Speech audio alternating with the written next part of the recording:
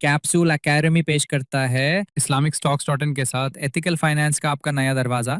यहाँ है capsule flashback, जहाँ हम आपकी स्टॉक मार्केट तालीम को हलाल इन्वेस्टिंग के साथ मजबूत बनाते हैं।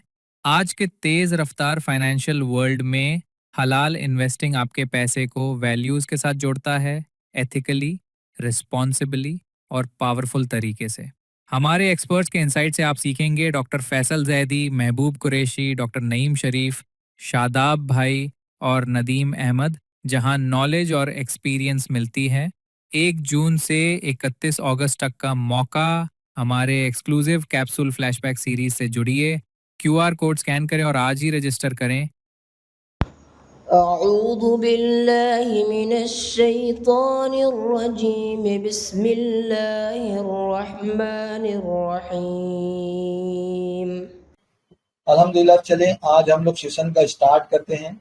जो चूंकि आप लोग सब लोगों ने पोस्टर के जरिए आप सब लोगों को पता चल गया होगा, आज हम लोगों के फ्लैशबैक का सेकंड लास्ट या लास्ट सेशन समझ के चलें। जिस तरीके से हम लोग ने स्टार्ट किए हुए थे बेसिक ऑफ शेयर मार्केट से, उसके बाद हम लोग ने हमारी जितनी भी स्ट्रेटेजी थी हम सब वो सीखे। उसके बाद हम लोगों को किस तरीके से हमारे स्ट्रेटेजी से स्टॉक को स्कैन करना है, उसके हम लोग ने एप्लीकेशन देखे। उसके बाद हम लोग छोटे छोटे पॉइंट को हम लोग उठा लेते हुए आपको पूरी गाइडेंस देते हुए अब हम लोग आ गए हैं risk reward ratio, risk management. बहुत बड़ा टॉपिक है, अगर आप उसको सही तरीके से अगर देखेंगे तो ये इतना बड़ा टॉपिक है, पूरा दारो मदार अगर हम लोग देखेंगे। जी, स्क्रीन पूरी तो आप लोगों को नजर आ रही है ना? चलिए कंफर्म कर दें।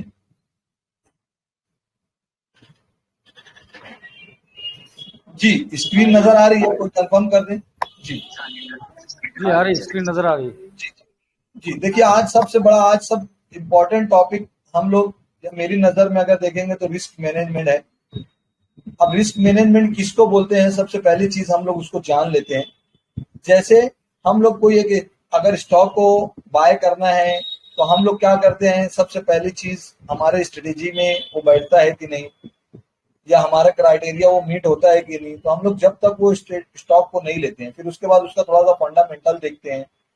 उसके बाद हम लोग एमएसीडी देखते हैं, आरएसआई देखते हैं, और भी दीगर बहुत ढेर सारे इंडिकेटर है वो देखते हैं कि हम लोगों को क्या इंडिकेट कर रहा है। उसके बाद हम लोग क्या करते हैं, कोई भी स्टॉक ले लेते हैं, लेकिन लेने के बाद या लेने से पहले एक रिस्क मैनेजमेंट भी होता है, वो भी बहुत इंपॉर्टेंट चीज है। रिस्क मैनेजमेंट हमारे जितने भी अमाउंट होते हैं वो अमाउंट में से हम लोगों को कितने का स्टॉक लेना है या कितने स्टॉक में हमारे पैसे को डिवाइडेशन करना है, और जब ले लिए तो उसके बाद हम लोगों को कितना लॉस बर्दाश्त करना है। लॉस जैसे अगर हम लोग जब लेते हैं स्टॉक को, कभी अगर मार्केट जो है तो हमारे मुखालिफ सिमत में चलती है या हमारे अगेंस्ट में चलती है, तो हम लोग स्टॉक से निकलते नहीं है। तो निकलने के लिए वो कौन सा परसेंटेज ऑफ लॉस हम बर्दाश्त कर सकते हैं, उस चीज के बारे में बात करेंगे। या तो कभी ऐसा होता है कि हम लोग काफी वक्त तक स्टॉक को एक रेंज बाउंड में अगर चल रहा होता है तो काफी वक्त तक उसको लेके रखे रहते हैं। या तो ऐसा भी होता है कि हम लोग सही तरीके से उसका मैनेजमेंट नहीं करते हैं, तो वो स्टॉक आगे बढ़ के जाता है, 8-10% तक जाता है, हम लोग उसको प्रॉफिट बुक नहीं करते हैं। फिर कुछ वक्त के बाद उसको रखते हैं कि भाई इसको रखेंगे अभी, और लालच में आ जाते हैं। तो क्या हो जाता है, वो स्टॉक 10% से गिरते हम लोग जिस प्राइस के ऊपर उसको परचेस किए हुए रहते हैं वो प्राइस पे आ जाता है। इवन कभी कभी ऐसा हो जाता है कि वो प्राइस से भी नीचे चले जाता है, और हम लोग फिर क्या होते हैं, अफसोस करते हैं, फोमो में चले जाते हैं और समझते हैं कि क्यों नहीं हम लोग ने बुक किए। तो ये सब चीज जो रिस्क मैनेजमेंट में कहलाती है। क्योंकि अगर हम लोग कोई स्टॉक ले लेते हैं, देखिए ये सब जितनी भी चीज है, जितनी भी बातें हो रही है, कल मैं चाहे सेक्टर रोटेशन के बारे में बात कर रहा था या रिलेटिव स्ट्रेंथ के बारे में बात कर रहा था, या हमारे और भी दीगर टीचर्स जिसके ऊपर आप लोगों को बताए, जो चीज आप लोगों को सेशन के अंदर डिटेल में बताया गया, तो वो सब क्या चीज है, वो स्टॉक लेने से पहले की स्टडी है। स्टॉक को जब लेना है तो स्टॉक को लेने से पहले की स्टडी है। लेकिन अब जो आज का टॉपिक है वो इतना इंपॉर्टेंट है कि भैया वो कितना लेना है, कितने अमाउंट का लेना है, कितनी क्वांटिटी में लेना है, कितने लॉस हो तो हम लोगों को निकलना है, कितना प्रॉफिट हो तो हम लोगों को प्रॉफिट बुक करके निकलना है। अब ये उसके ऊपर बात हो रही है। तो ये है क्या है रिस्क मैनेजमेंट, जिसके अंदर पोजीशन साइजिंग होती है। तो पोजीशन साइजिंग को अगर सही तरीके से हम लोग कर लिए हमारी इन्वेस्टिंग के अंदर, तो हम लोग क्या हो जाते हैं, अच्छा सा स्मार्ट इन्वेस्टिंग करके हम लोग एकदम सिंपल तरीके से समझेंगे आज। तो आज हम लोग देखेंगे कि हमारा learn how to manage risk and grow wealth safely. हम लोग अपने रिस्क मैनेजमेंट को या रिस्क रिवार्ड रेशियो को किस तरीके से हम लोग मैनेज करेंगे और हमारे की वेल्थ को हम लोग सेफली ग्रो करेंगे, और रिस्क रिवार्ड रेशियो के ऊपर भी हम लोग बात करेंगे। अल्हम्दुलिल्लाह आज मेरी तरफ से ये प्रेजेंटेशन है। उसके बाद अब अगर कभी बात करेंगे तो दूसरी स्लाइड के अंदर यहाँ पे दिया हुआ है कि what a position sizing, what is the position sizing. अब पोजीशन साइजिंग क्या है? सबसे पहली चीज अगर हम लोग उसकी डेफिनेशन की बात करें तो हम लोगों को कितने कितने अमाउंट का, कितने पैसे का या कितना स्टॉक को हम लोगों को बाय करना है कोई एक सिंगल ट्रेड के लिए। अब हम लोगों के पास टोटल कितने अमाउंट है, उसको किस तरीके से डिवाइडेशन करना है, सबसे मेन पहली चीज वो आती है। कभी भी आप लोग ऐसे ना करें कि भाई अगर कभी मैं मान के चलो, मैं एग्जांपल के तौर पे आप लोगों को 1 लाख या 2 लाख के पूरा टोटल इन्वेस्टमेंट की बात करूंगा। जैसे कि आप सब लोग जानते होंगे, डॉक्टर साहब ने भी बहुत वीडियो में बताया है, या मेरे भी रिस्क रिवार्ड रेशियो में बोलो, या बहुत सारे और भी टीचर हजरात आप लोगों को बताए होंगे या आपने यूट्यूब में देखा होगा। वो सब लोग यही बोलते हैं कि अपने जितने भी अमाउंट होता है, मान के चलो कि आप 1 लाख रुपया, 2 लाख रुपया, कोई हो सकता है हम लोगों में से यहाँ सेशन में बैठा होगा 5 लाख रुपए का पोर्टफोलियो रखता होगा, कोई 10 लाख का भी होगा, और सो एंड सो इसके आगे जितने लोग भी होंगे अपनी कैपेसिटी के हिसाब से उन लोग अपने अमाउंट को मतलब स्टॉक मार्केट के अंदर 10-10 लाख रुपया, 20-20 लाख रुपया भी इन्वेस्टमेंट किए होंगे। तो हम लोगों को सही तरीके से उसको अलोकेशन करना है। तो वो कभी भी देखना है कि हम लोग उसको देखें कि अगर मेरा पोर्टफोलियो, मान के चलो कि मैं हर मर्तबा एग्जांपल 1 लाख 2 लाख रुपए पे ही बात करूंगा। अब अगर कभी खुद का पोर्टफोलियो या खुद का इन्वेस्टमेंट जो आप शेयर मार्केट में रख के अमाउंट पे ट्रेड कर रहे हैं या इन्वेस्टमेंट कर रहे हैं, तो उस हिसाब से आप लोग अपना जजमेंट बना सकते हैं। मैं आप सब लोगों को समझाने के लिए 1 लाख रुपये का कैपिटल के ऊपर हमेशा बात करूंगा। तो 1 लाख रुपया अगर कभी हम लोगों के पास कैपिटल है तो हम लोगों को वो डिसाइड करना है कि हम लोग उसको किस तरीके से पोर्टफोलियो को डाइवर्सिफाइड करते हैं। जैसे कुछ लोग हम लोगों में से यहाँ में शामिल होंगे तो वो लॉन्ग टर्म के लिए काम करते होंगे, वो जॉब करते होंगे, या तो हमारा जब शेयर मार्केट ओपन होता है तो वो कोई और दूसरे काम में होंगे, कोई शॉप पे बैठता होगा, किसी का बिजनेस होगा, या कोई किसी के वहां पे जॉब करता होगा, कोई टीचर होगा, डॉक्टर होगा, इंजीनियर होगा, अपने अपने जॉब में मस्त होंगे। तो उनको क्या होता है, शेयर मार्केट जब वहां पे वर्किंग हो रही होती है सुबह 9:15 बजे से लेकर 3:30 बजे तक, तो वो कोई काम में बिजी रहने की वजह से वो शेयर मार्केट को सही तरीके से देख नहीं पाते हैं और टाइम टू टाइम ट्रेड ले नहीं पाते हैं या एग्जिट नहीं कर पाते हैं। तो वो लोग क्या करते हैं, शेयर मार्केट को लॉन्ग टर्म के पर्पज से ही काम करते हैं। कुछ हम लोगों में से शामिल ऐसे होंगे कि जो शॉर्ट टर्म के अंदर भी हम लोग लेते होंगे, थोड़ा फ्री वक्त उनके पास होता होगा, शेयर मार्केट के अंदर मोबाइल से ट्रेड करते होंगे या लैपटॉप पे बैठ के ट्रेड करते होंगे। कुछ ऐसे भी होंगे जो एकदम शॉर्ट पीरियड के लिए करते होंगे, 2 दिन, 4 दिन, 6 दिन, 8 दिन के लिए करते होंगे और फिर वो स्टॉक से निकल जाते होंगे।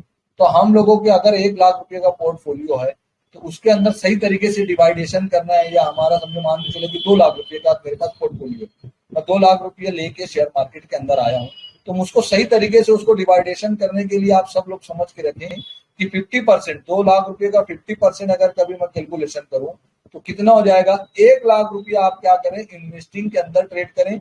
अगर आप लोग फुल टाइम ट्रेडर नहीं हो तो, अगर आप कोई दूसरे जॉब करते होंगे तो आप 50% इन्वेस्टमेंट करें। जैसे हम लोग अगर कभी बात करें हमारी स्ट्रेटेजी के मुताबिक तो सनफ्लावर के अंदर काम, फार्म के अंदर काम करें, और 25% हमारे पोर्टफोलियो का मतलब 50,000 रुपया आप क्या करें, सनफ्लावर के अंदर इन्वेस्टमेंट करें, मतलब मिड टर्म के लिए इन्वेस्टमेंट करें या ट्रेड करें। और 25% मतलब बोले तो आपका टोटल अमाउंट 2 लाख रुपए का 50,000 रुपया आप लोग क्या करें, शॉर्ट टर्म के अंदर ट्रेड करें। तो ऐसे आपने पूरे टोटल अमाउंट को सही तरीके से इन्वेस्टमेंट करें और उसको पोर्टफोलियो को सही तरीके से डाइवर्सिफाई करें।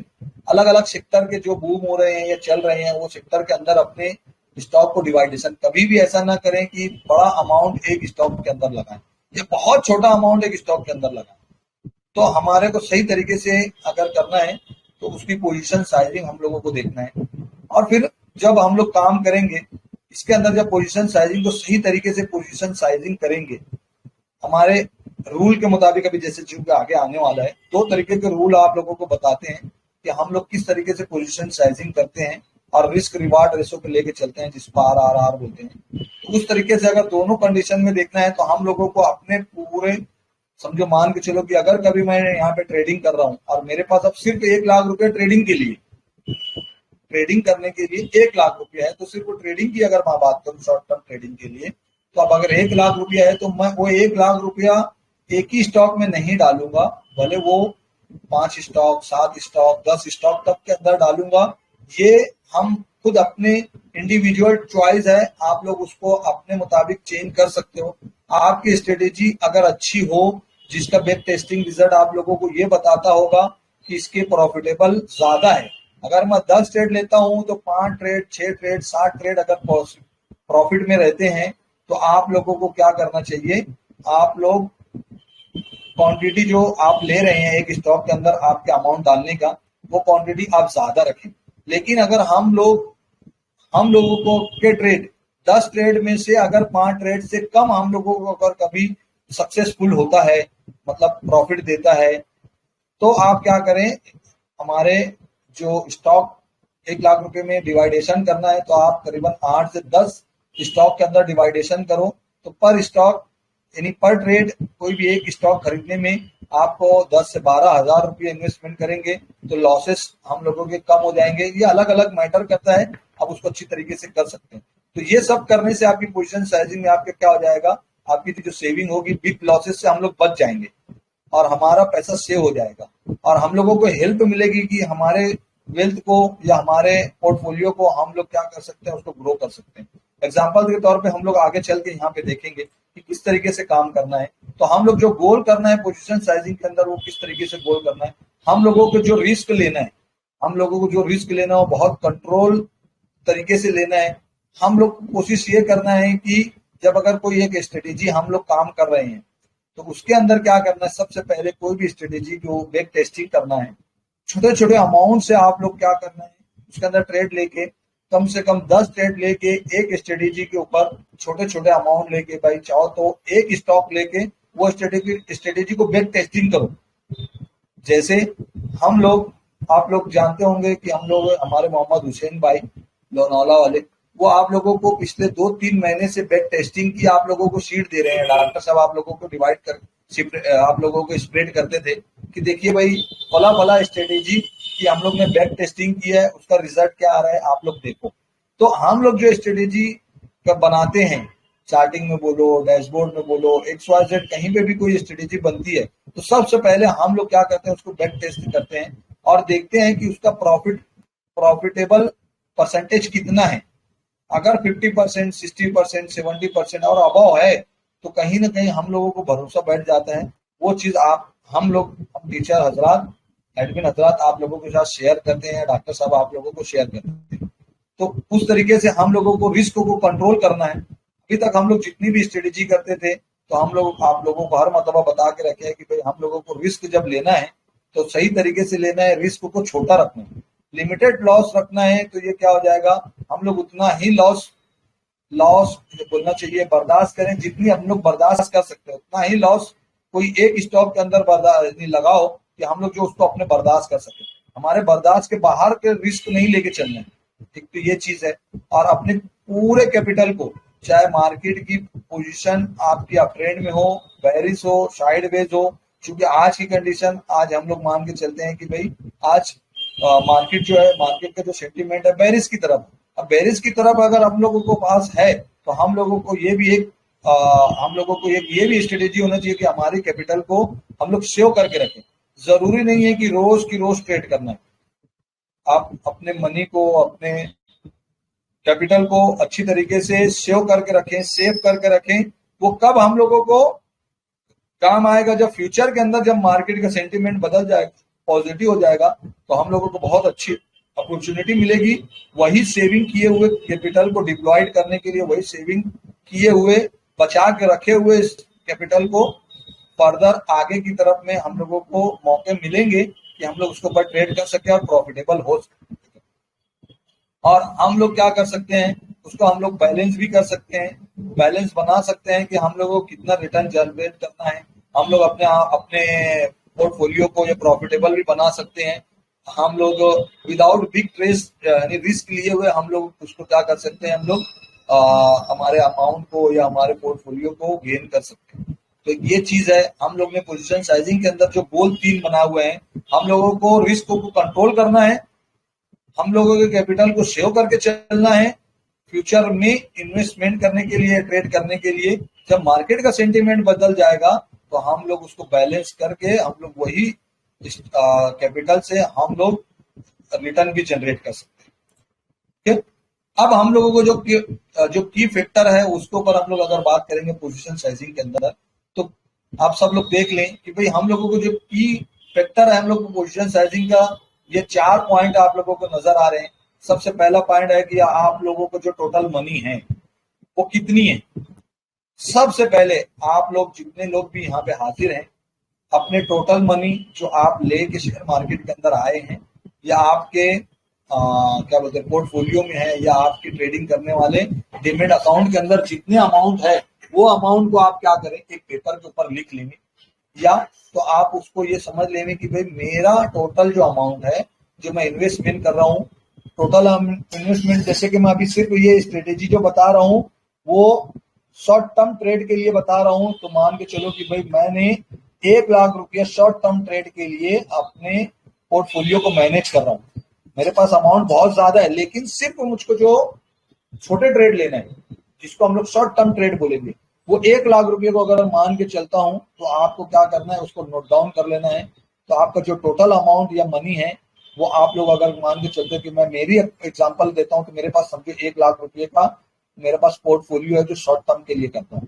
शॉर्ट टर्म के लिए करने के लिए अब अगर मेरे पास 1 लाख रुपया है तो मैं उसको रिस्क के अंदर सही तरीके से जो रिस्क मैं बर्दाश्त कर सकता हूँ, वो रिस्क के अंदर मैं उसको कंफर्टेबल कितने पे हूँ वो हम लोगों को देखना है। जैसे अगर कभी मेरे पास 1 लाख रुपया है तो 1 लाख रुपये के ऊपर मैं हर ट्रेड के अंदर सिर्फ 1% का लॉस लूंगा। कितने परसेंट का लूंगा मैं? अब अगर 1% का लॉस लूंगा तो आप खुद जानते हैं कि अगर हर ट्रेड के अंदर सिर्फ मैं 1,000 रुपये का अगर ट्रेड लेता हूं तो 1 लाख रुपया मुझको खत्म होने के लिए बताइए टोटल कितना ट्रेड लूंगा तो मैं जब 1 लाख रुपया मेरा खत्म हो जाएगा, बताओ कोई बताएगा? ट्रेड अगर मेरे पास 100 ट्रेड लूंगा मैं, जब सही बात है ना, अगर 100 ट्रेड लूंगा 1% का अगर मैं रिस्क उसको लेके चलूंगा तो 100 ट्रेड मैं लूंगा, 100 स्टॉक को 100 कंपनी के स्टॉक को लूंगा और 100 की 100 लॉस में जाएंगे, ऐसा तो होगा नहीं। एक बात तो सही है ना कि 100 ट्रेड लूंगा और 100 की 100 ट्रेड लॉस में जाएंगे, उसके अंदर तो कुछ तो प्रॉफिट भी आएगा। तो हम लोगों को सही तरीके से अपने पोर्टफोलियो को, कोई क्या करता है 1% लेके चलता है, कोई 2% लेके चलता है। तो हम लोग मान के चलते हैं कि जितने भी हमारे सेशन में यहाँ बैठे हुए हैं कोई बहुत एडवांस लेवल के नहीं है, हम लोग अभी न्यू लर्नर है, या ज्यादा से ज्यादा हम लोग को 1 साल 2 साल हुआ है हम लोग शेयर मार्केट के अंदर काम कर रहे हैं। तो मान के चलते हैं कि भाई हम लोग अभी बिगिनर हैं, हम लोगों को बहुत शेयर मार्केट नहीं समझता है, हम लोग अभी लर्निंग फेज में हैं। तो मैं क्या करूंगा, सिर्फ 1% का रिस्क लेके चलूंगा। ये होता है बिगिनर के लिए। मेरे ये 1 लाख रुपए में से 1% को अगर कभी मैं मान के चलता हूं तो यहाँ पे हो जाएगा 1,000 रुपये का ट्रेड। तो बोलने का मतलब ये हो गया है। और दूसरी बात अगर कभी बात करेंगे, अभी कोई लोग ऐसे होते हैं जो थोड़ा सा एडवांस होते हैं। अब एडवांस होने की वजह से क्या करता है, एडवांस होने की वजह से आप लोगों को ये बात हो जाएगी कि भाई आप लोग उसको रिस्क को बढ़ा सकते हैं। इसके अंदर से हम लोग क्या कर सकते हैं कि इसको 1% की जगह 2% ले सकते हैं। अब जब मैं 2% कर दूंगा तो मेरा अमाउंट का रिस्क कितना हो जाएगा, 2,000 रुपया हो जाएगा। अब मैं कितना ट्रेड ले पाऊंगा, 50 ट्रेड ले लूंगा तो क्या हो जाएगा, अगर 50 के 50 ट्रेड स्टॉप लॉस हिट हो जाएगा या मैं लॉस में चला जाऊंगा, जहां पे भी कोई भी एक स्टॉक लेता हूं जिसके अंदर 2,000 रुपये लॉस हुआ, वो स्टॉक से अगर मैं बाहर निकल गया तो क्या हो जाएगा, मैं 50 ट्रेड लूंगा तो जब अब 50 की 50 ट्रेड अगर कभी स्टॉप लॉस हिट हो गया या लॉस हो गया तो मेरे 1 लाख रुपए का पूरा लॉस हो जाएगा। लेकिन आप जानते हो कि 50 के 50 ट्रेड लॉस में नहीं जाएंगे, इसके अंदर से कुछ ट्रेड बढ़ के भी जाएंगे।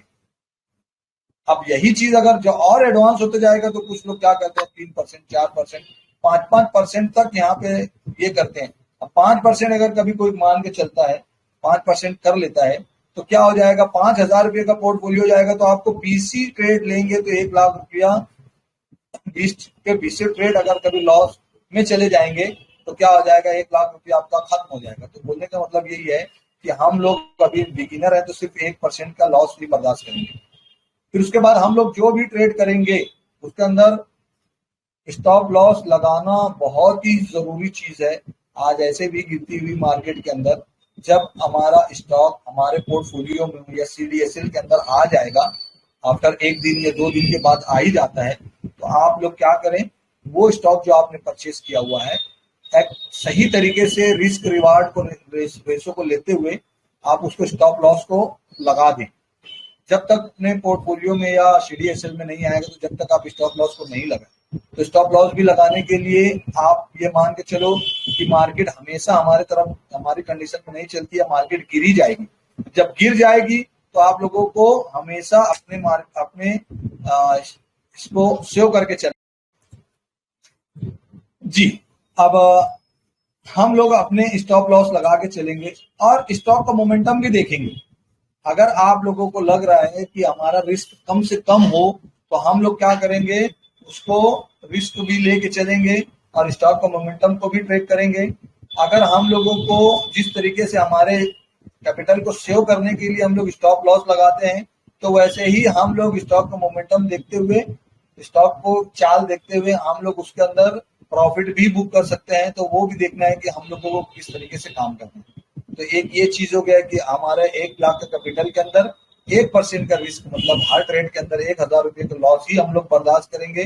और हमारे पोर्टफोलियो में आने के बाद हम लोगों को स्टॉप लॉस लगा देना है और यहाँ स्टॉक का मोमेंटम देखते हुए हम लोगों को क्या करना है, बहुत ज्यादा रिस्क को नीचे ना लेते हुए हम लोगों को या अमाउंट के ऊपर हम लोगों को निकल जाना है। तो ये चीज हो गई कि हम लोग पोजीशन साइजिंग के अंदर कौन से फैक्टर है वो चीज को देखना है। अब हम लोग क्या करते हैं, जो सबसे पॉपुलर मेथड होता है जिसके अंदर फिक्स परसेंटेज रिस्क लेना रहता है, हम लोग अगर कभी उसकी बात करें तो ये पहला और बहुत ही अच्छा तरीके से अच्छे ट्रेडर हैं, इन्वेस्टर तो नहीं बोलेंगे, अच्छे जो ट्रेडर है जो मीडियम टर्म और शॉर्ट टर्म के लिए ट्रेड लेते हैं, तो वो क्या करते हैं, ये वाले मेथड को लेके चलते हैं।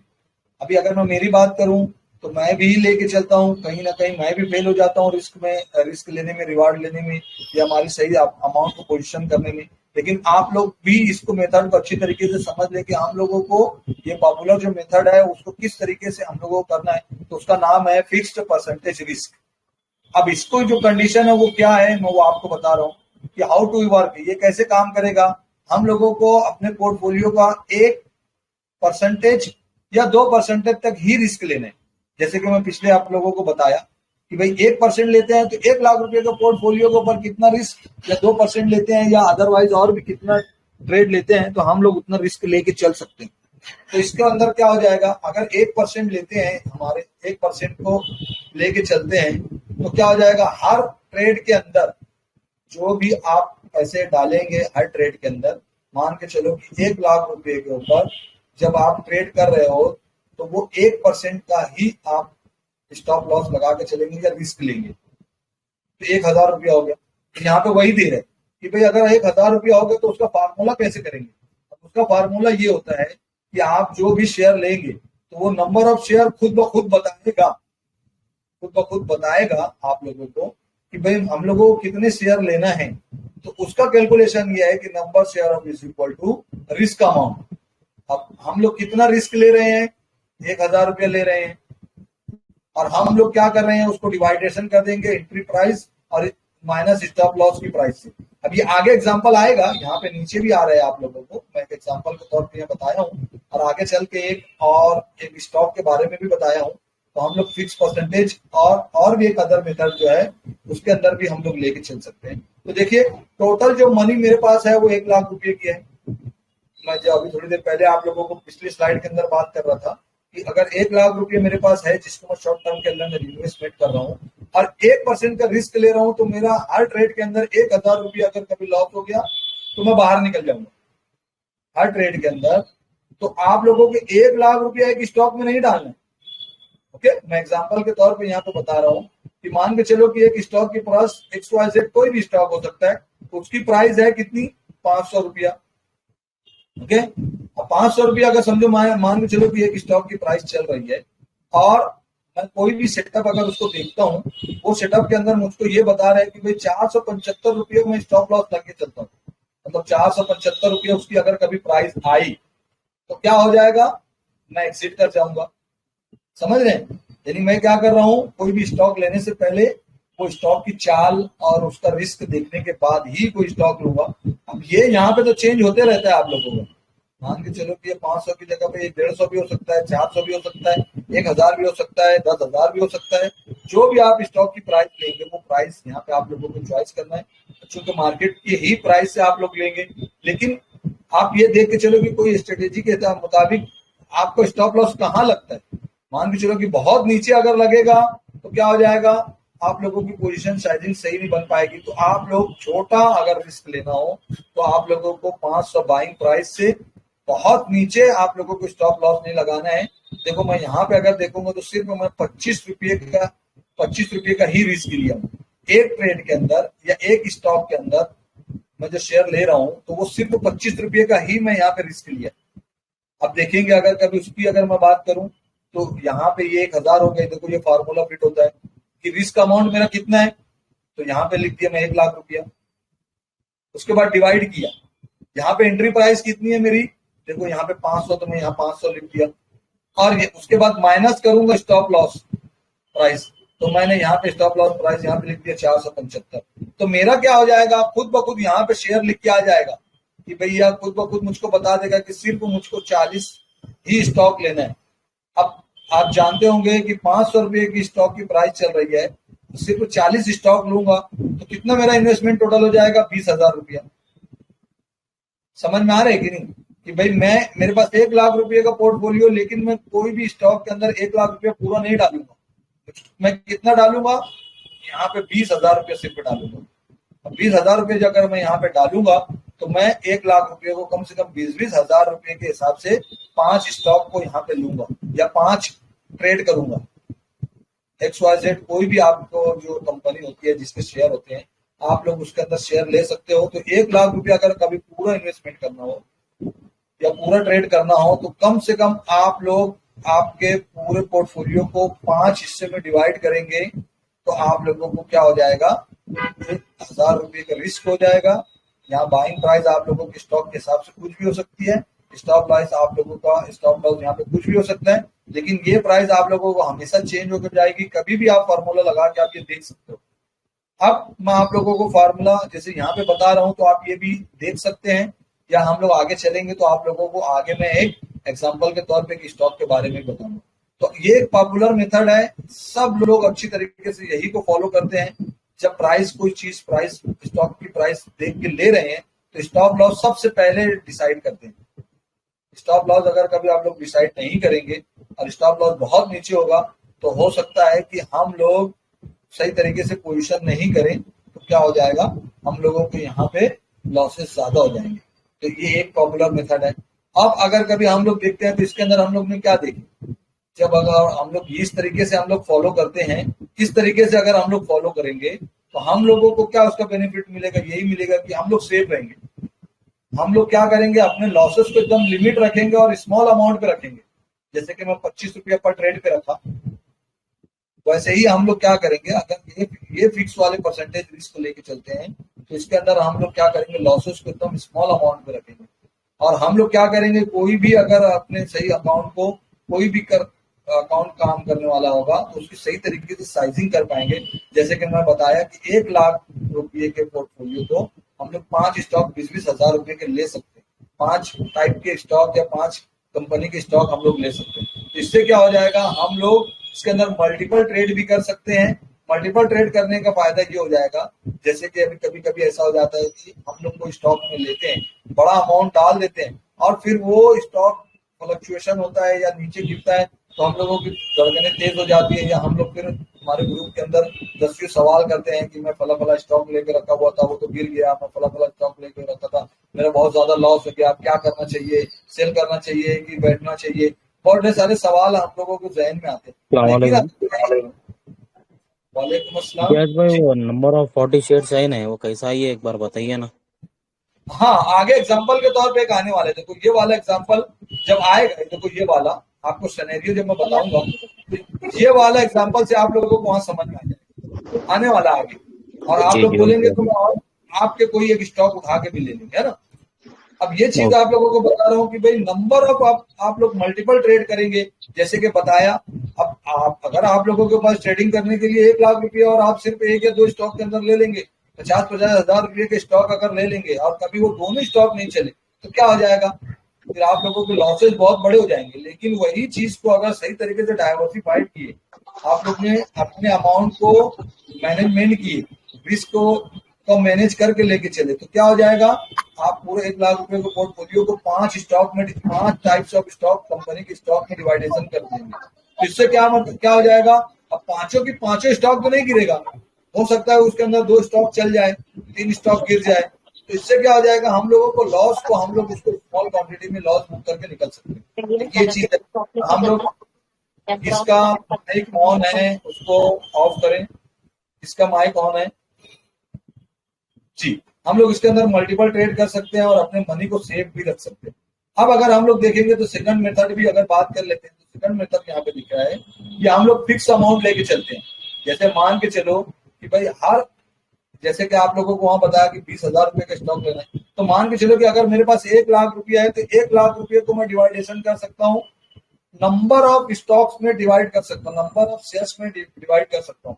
मान के चलो कि कोई नया है, बिगिनर है, मैं मान के चलता हूँ कि भाई 1 लाख रुपए का उसका पोर्टफोलियो है, तो मैं इक्वली अमाउंट स्टॉक के अंदर डिवाइडेशन करूंगा। मान के चलो कि भाई यहाँ एग्जाम्पल के तौर पे लिखा है 20,000 रुपये, लेकिन मैं यहाँ बता देता हूँ, चलो भाई यहाँ पे मैं बता देता हूँ कि अब मुझको क्या करना है, 20,000 10,000 लेके चलना है, तो मैं कितने स्टॉक कितने शेयर ले सकता हूँ, यानी बोलना चाहिए कितनी कंपनी के शेयर ले सकता हूँ। मेरे पूरे 1 लाख रुपए को अगर डिवाइडेशन करूं 10-10 हजार रुपए के इक्वल पार्ट में, तो 10 स्टॉक ले सकता हूँ ना, 10 टाइप के स्टॉक ले सकता हूँ ना, कंपनी के स्टॉक ले सकता हूँ कि नहीं, बताइए कोई। जी मेरी आवाज आ रही है कि नहीं? जी आ रही है इम्तियाज भैया जी आपकी आवाज। जी अब मैं आपको ये बता रहा हूँ कि भाई अगर 1 लाख रुपया पोर्टफोलियो को 20,000 रुपए के इक्वली अगर डिस्ट्रीब्यूशन करता हूं तो मैं सिर्फ 5 ही ट्रेड कर पाऊंगा। लेकिन अगर कभी 10,000 रुपए के अंदर डिवाइडेशन कर दिया तो मैं 10 ट्रेड कर पाऊंगा। तो आप लोगों को ऐसे फिक्स अमाउंट से भी लेके चल सकते हैं। तो आप लोगों को जैसे ये वाला एग्जांपल में बताया, तो ये वाले एग्जांपल के अंदर 20,000 रुपया ट्रेड एक नंबर ऑफ शेयर्स में हम लोग ने ले पाए, तो हमने 1 लाख रुपए के लिए 5 टाइप्स ऑफ कंपनी के शेयर्स ले पाए। लेकिन अगर कभी आप लोग नए हैं, बिगिनर हैं, तो आप 20,000 की जगह भी सेकंड मेथड को सही तरीके से यूज कर सकते हो।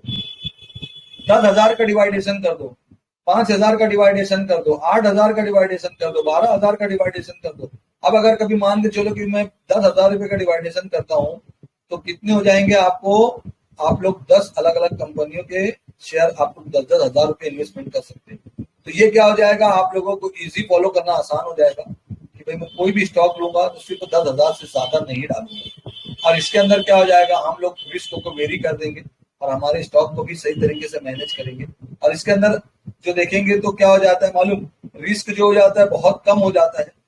क्यों, हम लोग ने 10 स्टॉक में डिवाइडेशन किए, अब 10 स्टॉक लॉस में जाएंगे ऐसा तो नहीं होगा, इसके अंदर तो कुछ पॉसिबल भी रहेगा, प्रॉफिटेबल भी रहेगा। तो हम लोग ने क्या कर दिए, हमारे 1 लाख रुपए के पोर्टफोलियो को 10 हिस्सों में जब डिवाइड कर दिए तो हम लोगों को क्या हो गया, लॉसेस अगर कभी होंगे तो वो भी बहुत कम हो जाएंगे, मिनिमम हो जाएंगे।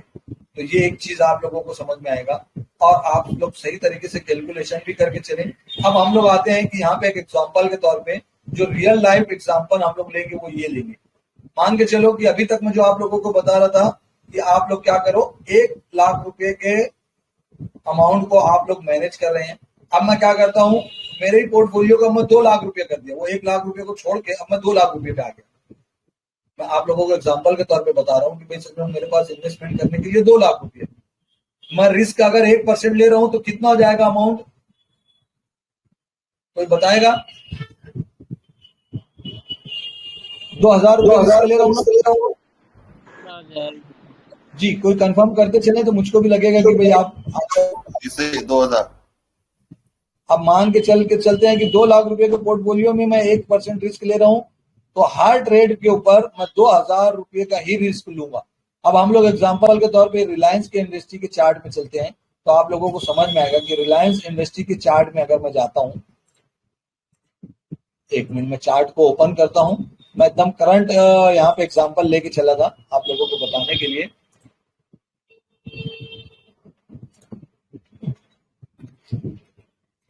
आज मेरी एक क्लास है,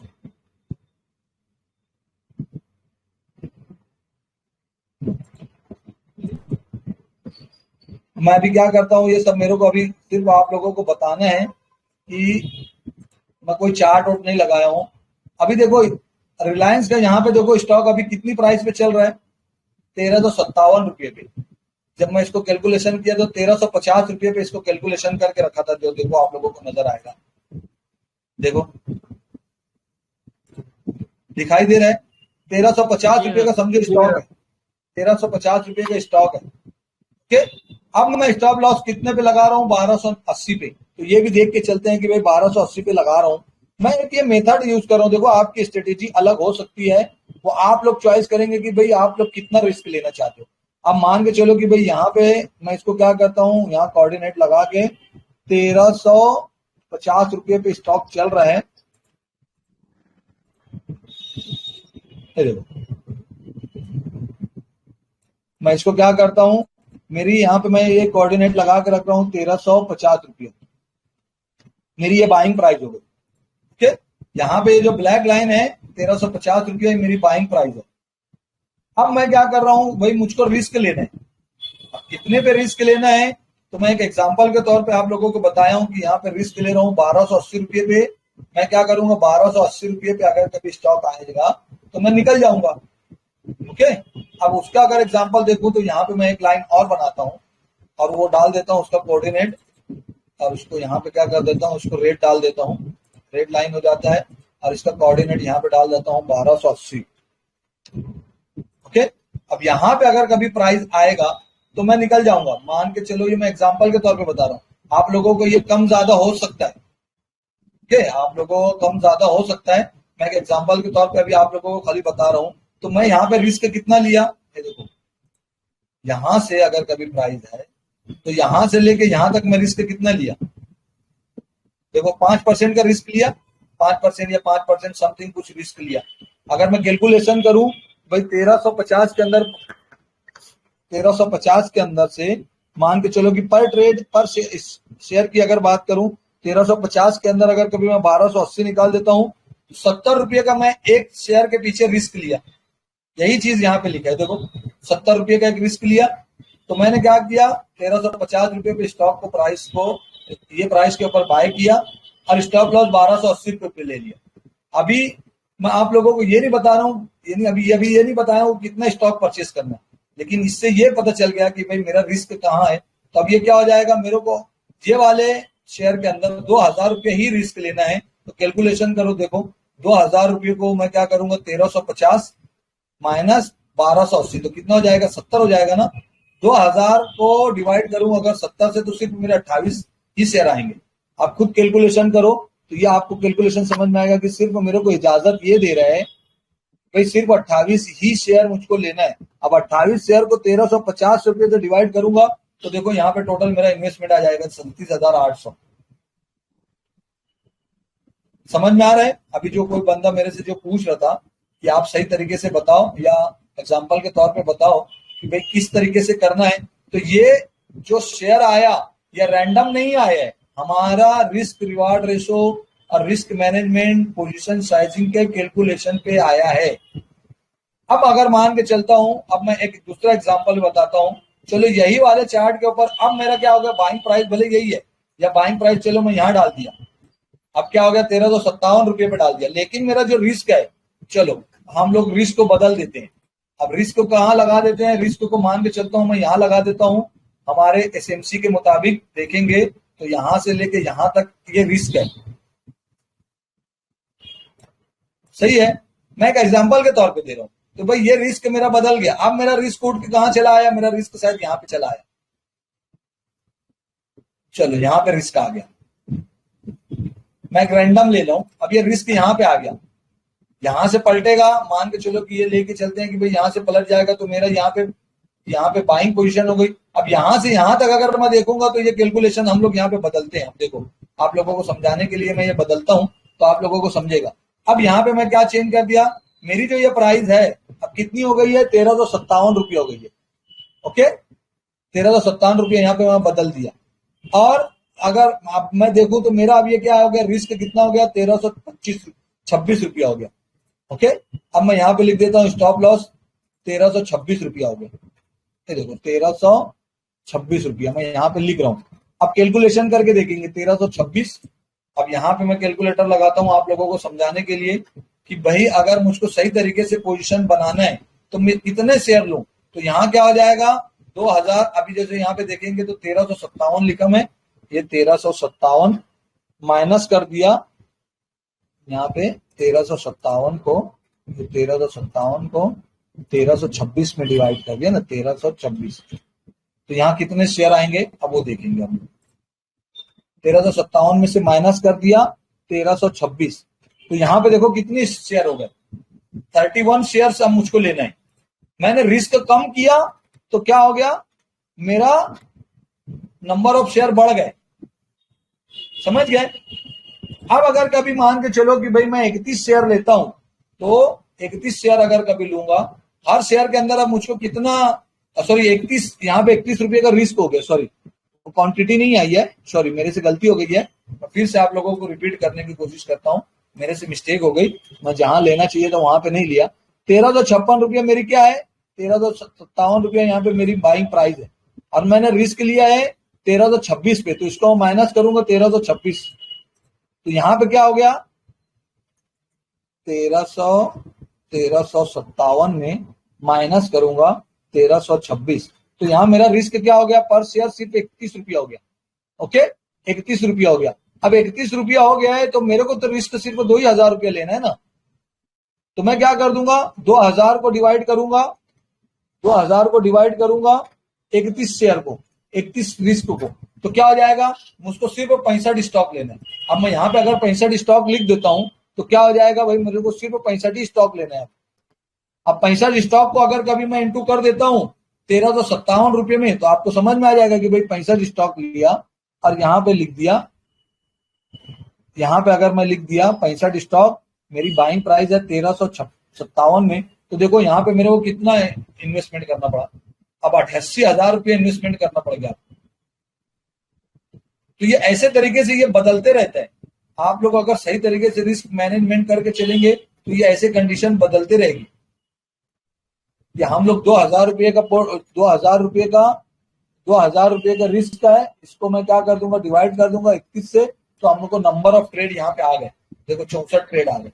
अब मैं 64 ट्रेड को अगर कभी मान के चलता हूँ कि सिर्फ 64 ही स्टॉक लूंगा, अब 64 स्टॉक अगर मैं लेता हूँ तो फिर अभी मेरा कितना अमाउंट इन्वेस्टमेंट हो जाएगा। तो आप यहाँ कैलकुलेशन कर सकते हैं कि भाई 64 इंटू मेरी बाइंग प्राइस कितनी हो गई है, 1357 रुपया, तो यहाँ पे कितना हो गया, अब मेरा अमाउंट 86,848 हो गया। अब यहाँ 86,848 अगर कर देता हूँ तो आप लोगों को समझ में आ जाएगा कि भाई मेरा रिस्क कितना है। अब मैं 86,000 रुपये का ले रहा हूँ, क्यों ले रहा हूँ 86,000 रुपये का, अमाउंट कैसे बढ़ गया, इसलिए बढ़ गया कि मैं रिस्क बहुत कम कर दिया। अगर रिस्क को बढ़ा दूंगा तो यहाँ पे अमाउंट, इन्वेस्टमेंट अमाउंट छोटा हो जाएगा, जैसे कि अभी पिछले एग्जांपल में दिख रहा था।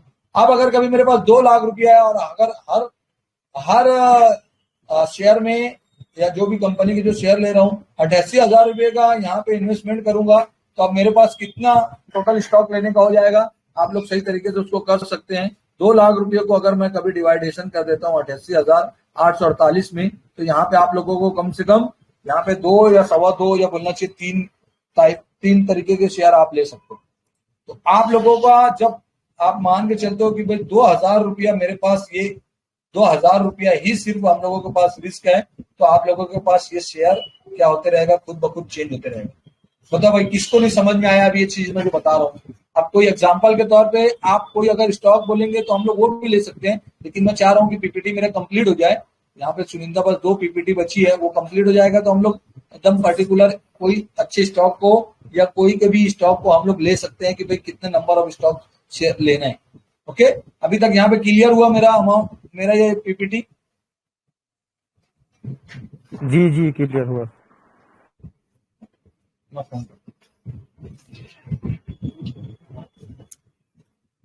जी, अब हम लोग नेक्स्ट पीपीटी पे जाते हैं। अब देखिए हम लोग यहाँ कॉमन मिस्टेक क्या करते हैं। हम लोग ने अभी risk reward ratio, risk management यहाँ तक तो लेके आ गए।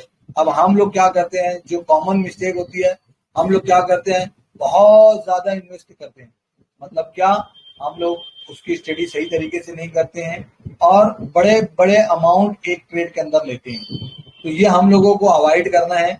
और गिरती हुई मार्केट में तो और तरीके से अवॉइड करना है कि हम लोगों को छोटे छोटे अमाउंट के ट्रेड लेने हैं, बड़े अमाउंट नहीं लेने, जिसके अंदर सबसे ज्यादा अमाउंट इन्वेस्टमेंट हो जाए। एक ही स्टॉक के अंदर बड़े बड़े अमाउंट नहीं डालने। जब गिरती हुई मार्केट होती है तो साइकोलॉजी ये बोलती है कि आप लोग छोटे अमाउंट से ट्रेड करना चालू कर दो। तो हम लोगों की मिस्टेक ये होती है कि हम लोग बहुत बड़े अमाउंट से ट्रेड करते हैं। अब और हम लोगों को क्या करना है, हम लोग क्या करते हैं, कॉमन मिस्टेक, हम लोग इग्नोर करते हैं किसको, स्टॉप लॉस को। हमारे बहुत अच्छे अच्छे ट्रेडर हैं, यानी बहुत अच्छे अच्छे ग्रुप में जो मेंबरान हैं, अच्छे अच्छे मेंबरान क्या करते हैं, स्टॉप लॉस लगाते ही नहीं है। क्या करते हैं, सिर्फ स्टॉक ले लेते हैं और उसको रिस्क मैनेजमेंट या स्टॉप लॉस लगा के ही नहीं चलते। मैं आप लोगों को बोल रहा हूँ कि जब आपकी सीडी एक्सेल में आ जाएंगे तो आप स्टॉप लॉस लगा दें। अब मैं जो 2 मेथड बताया हूँ वो मेथड से लगाओ, या परसेंटेज ऑफ उससे लगाओ, या चाहे तो स्टॉक की रिस्क के हिसाब से लगाओ। अब जब स्टॉप लॉस लगा देंगे तो एक फायदा ये हो जाएगा, अगर आप कोई काम में बिजी हो तो क्या हो जाएगा, वो जब वो प्राइस के ऊपर अगर स्टॉक गिर गया तो क्या हो जाएगा, वो प्राइस पे आने के बाद आप लोग वहां से सेफली बच जाएंगे और का एग्जिट पॉइंट आप लोगों का सही तरीके से मैनेज हो जाएगा। स्टॉप लॉस लगाने के बाद आप सिस्टम पे हो, कंप्यूटर पे हो, नहीं हो, स्टॉक कहाँ चल रहा है, नहीं चल रहा है, फिर आप लोगों को बार बार आप लोगों को देखने की जरूरत नहीं पड़ेगी। जब वो स्टॉक वो प्राइस पे आएगा, आप लोगों को जीपीडी ऑर्डर लगा दो तो क्या हो जाएगा, वो खुद ब खुद सेल हो जाएगा। स्टॉप लॉस लगाने का फायदा ये हो जाता है कि हम लोग बड़े लॉस से बच जाते हैं, जो कि हम लोग यही फॉलो नहीं करते, स्टॉप लॉस ही नहीं लगा के चलते। तो हम लोगों को ये बहुत बड़ी मिस्टेक है। आज से आप लोग स्टॉप लॉस लगाना अब शुरू कर दें। और जब गिरती हुई मार्केट में है तो स्टॉप लॉस एकदम जरूरी हो जाता है कि स्टॉप लॉस लगा के चलें। और हम लोग क्या करते हैं, रिस्की जो स्टॉक होते हैं ना, उसके अंदर पैसे बहुत ज्यादा डालते हैं और ये सोचते हैं कि भाई छोटे छोटे स्टॉक के अंदर पैसे डालो। जो कॉमन हमारी मिस्टेक है, 2, 5 रुपया, 10 रुपया, 20 रुपया वाले स्टॉक लेंगे तो क्या हो जाता है, नंबर ऑफ स्टॉक हम लोगों को, मतलब मान के चलो कि अगर 10,000 रुपया लेना है और वो स्टॉक 20 रुपये का है तो हम लोगों को कितने शेयर मिल जाएंगे, 500 शेयर मिल जाएंगे। तो 500 शेयर के अंदर अगर 1 रुपया भी बढ़ा तो हम लोगों को बहुत ज्यादा प्रॉफिट होगा। ये हम लोगों की कॉमन मिस्टेक है। आप कभी भी गौर करके देखो कि आपको परसेंटेज से स्टॉक रिटर्न मिलता है, ना कि नंबर से मिलता है। आप 10,000 रुपये का एक स्टॉक लो, या आप 100 रुपये के 10,000 के हिसाब से 10 स्टॉक लो, या आप छोटे से छोटा 1 रुपये वाला स्टॉक 10,000 स्टॉक लो, लेकिन जो वो परसेंटेज ऑफ चेंज बदलेगा तो आप लोगों को टोटल अमाउंट उतना ही प्रॉफिट होगा जितना आप मार्केट जैसे चलती है परसेंटेज पे, ना कि नंबर ऑफ ट्रेड ज्यादा होने से हम लोगों को प्रॉफिट ज्यादा मिलेगा। ये आपके सहन से निकाल दो, आप खुद कभी कभी कैलकुलेशन करके दो। हाँ,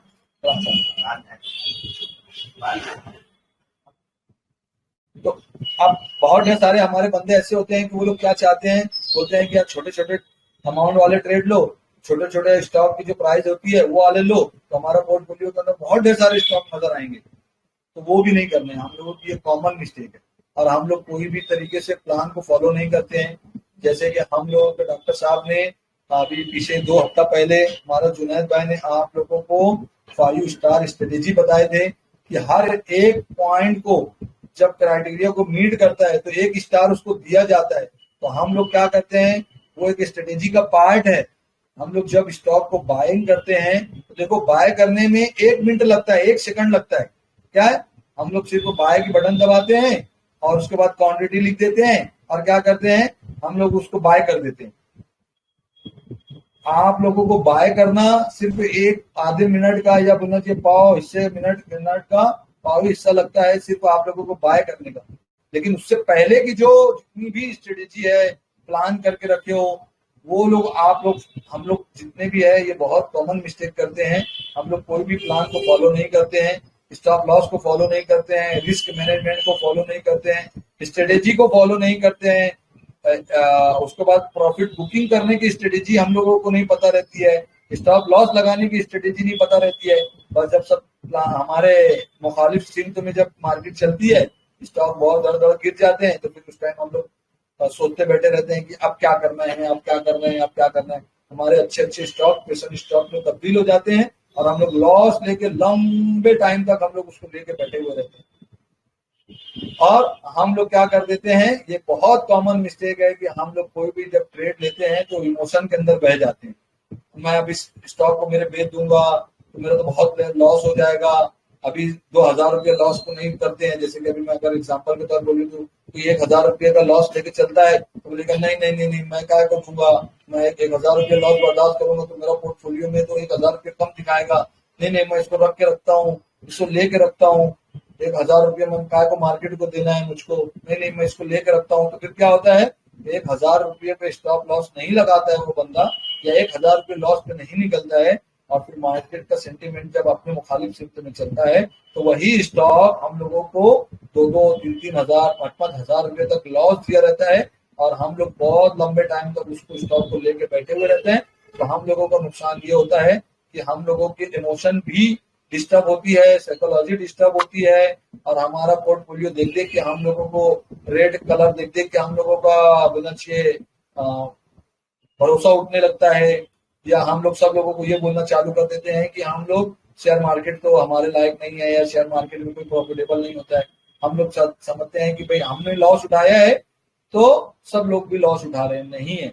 अगर सही तरीके से रिस्क को मैनेजमेंट करेंगे, रिस्क रिवार्ड रेशो लेके चलेंगे, प्रॉफिट बुकिंग के रेशो को लेकर चलेंगे तो आप लोगों को इंशाल्लाह इसके अंदर फायदा ही होगा।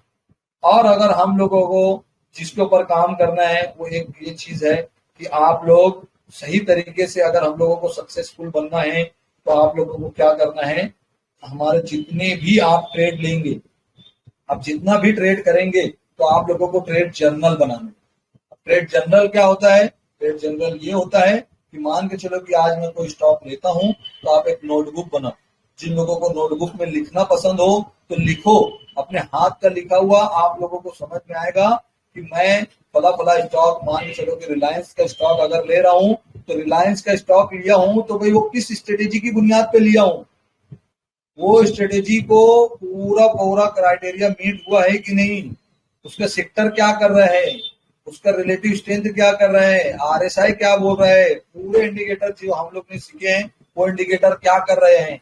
हम लोग जो स्ट्रेटेजी में ले रहे हैं वो स्ट्रेटेजी का नाम लिखें और उसको एक डायरी के अंदर अगर आप लोग लिख के चलेंगे, जर्नल बना के चलेंगे, तो क्या हो जाएगा, आप लोगों को खुद के ट्रेड से आप लोगों को सीखने को मिलेगा। वो चाहे वो लॉस दे के जाए या प्रॉफिट दे के जाए, लेकिन खुद की जो लर्निंग होगी, हम लोगों को किसी को पूछना नहीं पड़ेगा। हम लोग 2 साल, 4 साल, 5 साल और अल्लाह ने चाहे तो 10 साल बाद भी अपने ट्रेड को जब खोल के देखेंगे तो हम लोग जान पाएंगे कि हम लोग ने फला फला स्ट्रेटेजी के अंदर प्रॉफिट बनाए थे और फला फला स्ट्रेटेजी के अंदर हम लोग ने लॉस किया था।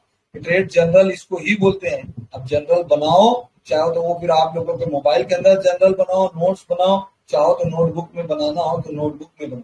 अल्हम्दुलिल्लाह डॉक्टर साहब की आपने नोटबुक देखे होंगे, मैं भी ऐसी ही शुरुआत में नोटबुक बना के रखता था कि भाई मैंने स्टॉक लिया तो कितना रुपीस उसके अंदर डाले, कितने का स्टॉक लेके चला, कितना रिस्क रिवार्ड रेशो लेके चला, कितने प्राइस के ऊपर मैंने स्टॉप लॉस लगाया और कितना मैं ट्रेड करने के लिए कितना यानी मतलब रिस्क लिया हूं तो कितना मुझको प्रॉफिट लेना चाहिए, वो चीज मैं एक नोट डाउन कर लेता हूं और उसको फॉलो करता हूं।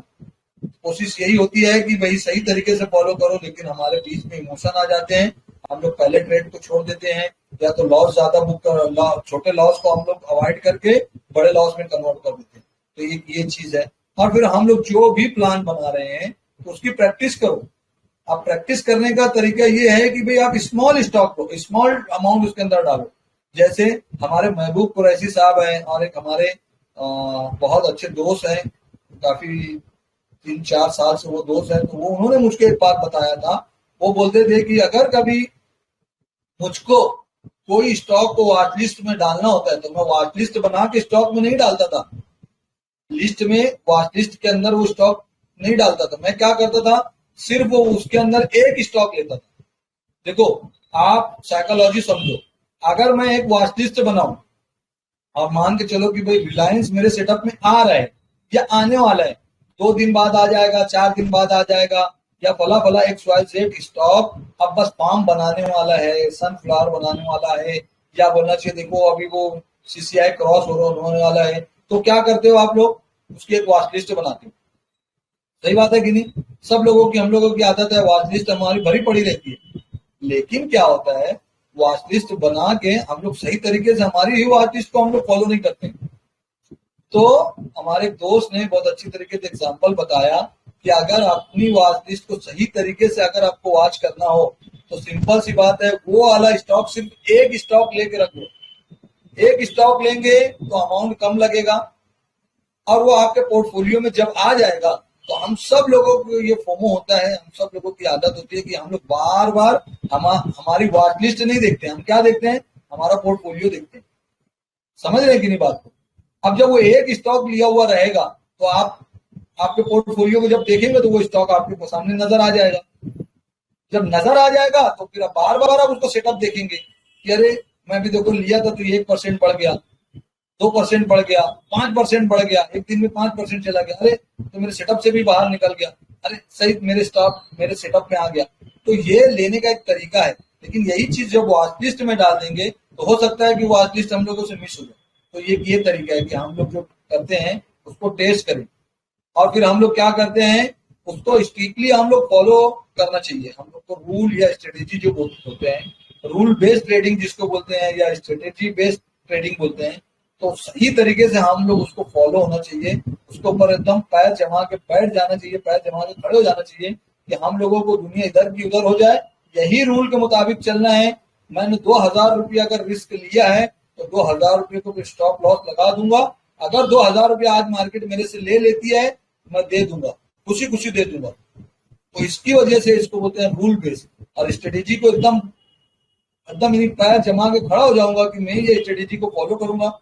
जैसे कि मैं एक हर मरतबा एग्जाम्पल के तौर पे बताता हूँ, हमारे इस्लाम के अंदर जब हम लोग नमाज पढ़ने खड़े होते हैं या हम लोग रोजा रखने की नियत बनाते हैं, रोजा रखने रहता है, या हम लोगों को किसी को ज़कात देना रहता है, या हम लोगों को जो हमारे फराइज इस्लाम जो है पांचों जो इस्लाम में हम लोगों को बोला गया करना चाहिए, तो उसके अंदर सबसे बड़ा दारो मदार है नियत। हम लोगों को नियत करना होती है कि मुझको ये पैसा ज़कात देना है तो ये मैं नियत कर रहा हूँ कि मैं ज़कात अदा कर रहा हूँ। मुझको नमाज पढ़ना है तो मैं नियत करता हूँ कि मैं फर्ज पढ़ रहा हूँ, सुन्नत पढ़ रहा हूँ, नफिल पढ़ रहा हूँ, या वह बीन की ताजुद की नमाज पढ़ रहा हूँ। तो हम लोग नियत बांधते हैं या नियत करते हैं, तो हम लोगों को स्ट्रेटेजी की नियत पहले ही कर देना है कि मैं कहाँ पे निकलूंगा, कितना लॉस बर्दाश्त करके निकलूंगा, कितना प्रॉफिट बर्दाश्त करके, कितना प्रॉफिट लेके निकलूंगा। स्ट्रेटेजी को रूल बेस एकदम लिख के चलूंगा कि भाई यहाँ पे आया तो स्टॉक निकल जाऊंगा, यहाँ पे आया तो स्टॉक से प्रॉफिट कमा लूंगा। तो हम लोग जो नियत करेंगे कि कौन सी स्ट्रेटेजी लेके जाना है, हम लोगों को स्ट्रेटेजी टू स्ट्रेटेजी जंप नहीं करना है। हम लोग देख रहे हैं अरे भाई सनफ्लावर में आ गया, सही है, सनफ्लावर में आ गया और सनफ्लावर बना नहीं, सनफ्लावर बनने वाला था। वो स्ट्रेटेजी हम लोग ने स्ट्रेटेजी की बुनियाद पे कि भाई सनफ्लावर बनने वाला मैं ले लूं तो थोड़ा बॉटम में पकड़ लूंगा, थोड़ा प्रॉफिट ज्यादा हो जाएगा। अब पता चलता है कि वो सनफ्लावर बना नहीं, वो तो और डाउन में चला गया। तो फिर क्या करते हैं, अरे जान दो चलो इसको मैं मेरे स्ट्रेटेजी बदल के फार्म सनफ्लावर की जगह मैं इसको फार्म में कन्वर्ट कर देता हूँ। तो फिर क्या हो जाता है, मेरी स्ट्रेटेजी तो टूट गई, मेरा जो कुछ भी नियत बनाया था तो मैं नियत तो तोड़ दिया। तो ये चीज भी हम लोगों को देखना है कि रूल बेस्ड ट्रेडिंग करना। डॉक्टर साहब ने और हमारे जितने भी टीचर है, कहीं ना कहीं आपको ईएमए की बात करो, महबूब कुरैशी साहब बोलो, आरएस के ऊपर बोलो, 5 स्टार स्ट्रेटेजी बोलो, बॉटम सनफ्लावर बोलो, गोल्डन शीट बोलो, फार्म सनफ्लावर 1.2 2.0, जितने भी स्ट्रेटेजी बताए वो स्ट्रेटेजी में एक स्ट्रेटेजी को पकड़ो, 2 स्ट्रेटेजी को पकड़ो, उसके अंदर महारत हासिल करो और वही स्ट्रेटेजी को क्या करो, छोटे छोटे अमाउंट से ट्रेड करके देखो कि आप प्रॉफिटेबल हो रहे हो कि नहीं हो रहे हो। एक ये चीज हो गई। और हम लोगों को क्या अवॉइड करना चाहिए, हम लोग बहुत जल्दी पैनिक हो जाते हैं। क्या हो जाते हैं, बहुत जल्दी पैनिक हो जाते हैं। अरे न्यूज आ गई, वॉर की न्यूज आ गई, अमेरिका के अंदर ये हो गया, ये टैरिफ लग गया, ये टैक्सेशन हो गया। हम लोग क्या करते हैं, दुनिया भर की न्यूज को फॉलो करते हैं और हमारे दिमाग के अंदर क्या हो जाता है, हम लोग पैनिक पूरा भर लेते हैं कि अरे अभी तो आज ये इसका रिजल्ट आने वाला है, तो ये रिजल्ट में ये क्या हो गया, अब ये तो आज देखो ये इसकी सेक्टर की न्यूज आ गई, अब ये सेक्टर भाग जाएगा, अरे ये स्टॉक के अंदर ऐसा हो गया, देखो इसके अंदर ये बोलना चाहिए हो गया, तो अब ये स्टॉक गिर जाएगा। तो ऐसे क्या हो जाता है, हम लोग बहुत पैनिक बाय भी करते हैं और पैनिक सेलिंग भी करते हैं। एक दिन कोई मार्केट के अंदर सेंटीमेंट आता है, गिर जाता है, हम लोग अच्छे अच्छे स्टॉक के अंदर से बाहर निकल जाते हैं। हम लोग रूल को छोड़ देते हैं, स्ट्रेटेजी को छोड़ देते हैं और हम लोग क्या करते हैं, बहुत फोमो में पड़ जाते हैं। छोटे छोटी बात के ऊपर हम लोग फोमो ले लेते हैं, फियर ऑफ मिसिंग आउट बोलते हैं जिसको। हम लोग डर जाते हैं, छोटी छोटी बात के ऊपर डर जाते हैं, अरे ये क्या हो गया, अब तो हमारा पोर्टफोलियो पूरा रेड हो जाएगा। नहीं, हम लोग को सबर का मानता रहना चाहिए। शेयर मार्केट में अगर कभी आप आए हो तो सबर रखने का, कुवत रखने का, हिम्मत रखने का आप लोगों को जज्बा आना चाहिए। और उसके बाद हम लोग क्या करते हैं, ग्रीड, ये हमारे ज्यादा से ज्यादा हम लोग जो जितने भी मेम्बरान हैं लालच में बढ़ जाते हैं। तो लालच, जब हम लोगों का पोर्टफोलियो ग्रीन होता है या कोई स्टॉक ग्रीन में चल रहा होता है, 5% हम लोगों को मिल रहा होता है, हमारी स्ट्रेटेजी बोलती है कि भाई 5% 6% लेके निकल जाना चाहिए। तो हम लोग क्या करते हैं, उसके अंदर क्या कर देते हैं, लालच आ जाती है हम लोगों को, नहीं 5% मिले तो क्या को बेचना है, और 10% लेके निकलूंगा। और फिर वही वाला स्टॉक क्या होता है, डाउन में चला जाता है और जो अपनी बाइंग प्राइस होती है उसके भी नीचे चला जाता है। जो 5-6% हम लोगों को मिल रहा होता है, तो हम लोग उससे भी गए हुए, उससे भी हम लोग प्रॉफिट नहीं बुक करते हैं। और हमारा प्रॉफिट तो छोड़ो, हम लोग वही स्टॉक के अंदर लॉस ले लेते हैं। और हम लोग फियर भी हैं, बहुत डरे हुए, सहमे हुए रहते हैं। हर मर्तबा न्यूज देखते हैं, हर मर्तबा देखते रहते हैं कि भाई क्या हो रहा है, कैसा हो रहा है। तो ये बात, हम लोग डरे हुए भी लोग हैं बहुत ज्यादा। हम लोग जितने भी रिटेलर लोग रहते हैं, यही 2-3 चीजों के अंदर हम लोग लॉस बहुत लंबे लंबे लेते हैं, या बहुत ज्यादा हमारे अमाउंट को शॉर्ट कर देते हैं। और एक ये जो चीज है लविंग, हम लोग ने क्या करते हैं, पर्टिकुलर स्टॉक को लेके पकड़ के बैठे रहते हैं। तो जैसे क्या बोलते हैं, लगाव हो जाता है, मोहब्बत हो जाती है कि भाई नहीं, ये स्टॉक तो मेरा बहुत चाहता है, ये स्टॉक तो मेरा बहुत फेवरेट है, ये स्टॉक को तो मैं बहुत वर्षों से इसको जान रहा हूँ, पहचान रहा हूँ, इसकी चाल समझता हूँ। तो क्या करते हैं, वो लेके बैठे रहते हैं। कभी कभी ये लविंग वाला जो स्टॉक होता है, प्रॉफिट भी होता है और कभी कभी बहुत ज्यादा दुख दर्द भी देके जाता है। तो ये हम लोगों को अवॉइड करना है। ओके, देखो ये टिप्स ऑफ सक्सेसफुल है, इसके ऊपर मैं घंटों बोल सकता हूँ, लेकिन शॉर्ट में अगर आप लोगों को बोलूं तो आप सब लोग अपनी अपनी मुताबिक हम लोग कहाँ कमजोर हैं वो पॉइंट को पकड़ो, वो पॉइंट को आप लिखो, नोट डाउन करो। ये जर्नल बनाने का तरीका यही है। अगर मान के चलो कि कोई स्टॉक लेता हूं और वो स्टॉक को नहीं बेच रहा हूं, तो देखो आपने इसके अंदर से कहाँ गलती की है। जैसे कि मैं बोला कि भाई लालच आ गई, 6% मुझको मिल रहा था, लेकिन मैं लालच में आ गया और वो स्टॉक क्या हो गया, मेरे पोर्टफोलियो या वो स्टॉक जो हो गया तो रेड से ग्रीन से रेड हो गए। तो आप वो जनरल के ऊपर अगर लिखेंगे ना, तो आप लोगों को समझ में आएगा कि ये स्टॉक के अंदर लॉस उठाने की वजह मैंने लालच में आ गया, इसके अंदर लॉस लिया हूं तो मेरी लालच की वजह से लॉस आया है, नहीं तो अदरवाइज मेरे को 6% मिल रहा था। मैं अगर कभी स्ट्रेटेजी बेस या रूल बेस काम किया होता तो मैं क्या करता था, 6% इसके अंदर से निकल के स्टॉक को छोड़ सकता था, लेकिन मैं लालच में आ गया तो देखो स्टॉक गिर गया। अब मुझको क्या हो गया, 2-3% लॉस में बेचना पड़ा। तो ये लिखेंगे जब, तो आप अगली चक्कर 2 मरतबा लिखेंगे, 4 मरतबा लिखेंगे, अपने ट्रेड को एकदम सही तरीके से जनरल बनाएंगे, तो आप क्या करेंगे, ये सब चीज को मात दे देंगे। और रिवेंज भी होता है, रिवेंज। अब क्या होता है, रिवेंज मतलब बोले तो हम लोग बदला लेने की हम लोगों के अंदर बहुत ज्यादा ताकत है। हम लोग क्या करते हैं, बोला जैसे मान के चलो कि भाई बोला XYZ कोई भी स्टॉक है, मेरे को वो लॉस दे दिया, मैंने लॉस भोग के निकला, तो उसके ऊपर नजर रहती है हमारी, नहीं अब ये तो मैं क्या करूंगा, इससे बदला लूंगा। कि जब स्टॉक आएगा ना, तो यही स्टॉक से मैं प्रॉफिट करके निकालूंगा और इससे बदला लूंगा। बहुत सारे ऐसे बंदे होते हैं जो हम लोग को रिवेंज भी लेने के लिए हमारे दिमाग में घुसा हुआ रहता है कि ये स्टॉक से हम लोग को रिवेंज लेना है। चूंकि मैं इमोशन के बारे में बात की, आप इमोशन भी करना है। अब अगर हम लोगों को ये सब चीज हम लोग इसके ऊपर महारत कर लेते हैं और फिर भी अगर हमारे ट्रेड जो होता है हमारे फेवर में नहीं जा रहा है, तो आप लोगों को क्या करना चाहिए, रियल मनी को हटा के आपको पेपर ट्रेड करना चाहिए। मान के चलो कि मार्केट सही चल नहीं रही है, हम लोग ने स्टॉक ले रहे हैं, 5 स्टॉक लिया, पांचों की पांचों फेल, पांचों की पांचों मेरे फेवर में नहीं चल रहा है, तो आप लोग ने छठा ट्रेड नहीं लेने का, 6th ट्रेड आपका पेपर ट्रेड होना चाहिए। अगर वही स्ट्रेटेजी को फॉलो कर रहे हैं तो आप 5 ट्रेड पेपर ट्रेड करके देखो कहाँ गलती कर रहा हूं मैं, तो आप लोगों का जो रियल मनी होगी उससे आप सेफ हो जाएंगे। और अगर कभी आप लोगों को और भी ज्यादा आपके मल्टीपल ट्रेड फेल हो जाते हैं तो आप, सिंपल सी बात है, अच्छे अच्छे ट्रेड क्या करते हैं, रेस्ट लेते हैं, कुछ टाइम के लिए शेयर मार्केट को अल्लाह हाफिज कर देते हैं, सलाम करके निकल जाते हैं कि भाई अब मैं 8 दिन इसके ऊपर ट्रेड नहीं करूंगा, मैं मेरी इमोशन को, मेरे फोमो को, मेरी ग्रीड को, मेरी फियर्स को, मेरी साइकोलॉजी के ऊपर मैं मेहनत करूंगा और फिर से ये स्टॉक मार्केट के अंदर आऊंगा। 8 दिन के अंदर कंप्लीटली रेस्ट लो, अपने साइकोलॉजी को चेंज करो, स्ट्रेटेजी को मॉडिफाई करो, लर्निंग करो और फिर क्या करो, फिर से शेयर मार्केट में आओ। और जब शेयर मार्केट में आएंगे तो आप लोगों को बड़े ट्रेड से नहीं करना है, फिर छोटे छोटे ट्रेड से करना है, पेपर ट्रेड करो, तो आप लोगों की साइकोलॉजी भी बिल्ड होगी।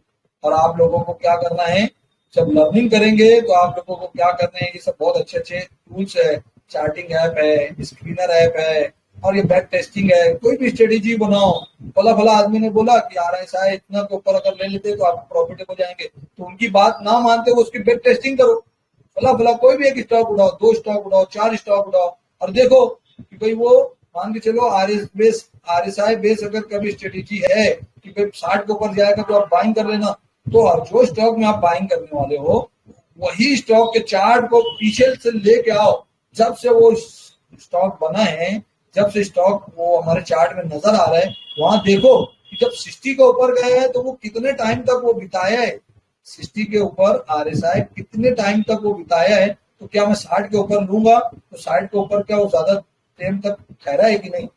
अब नहीं ठहरा रहेगा तो हम लोग बेस टेस्टिंग में फेल हो जाएंगे। डॉक्टर साहब आप लोगों को हर मर्तबा आप ये लोगों को लगा के बताते हैं ना, तो चार्ट चल रहा होगा तो ये क्या बताते हैं बीच के कि भाई यहाँ से काट के और उसके बाद प्ले करके देखते हैं, तो इसका मतलब यही है ना कि भाई ये बैक टेस्टिंग कर रहे, देख रहे हैं कि मैं यहाँ लिया तो क्या चल रहा है कि नहीं चल रहा है।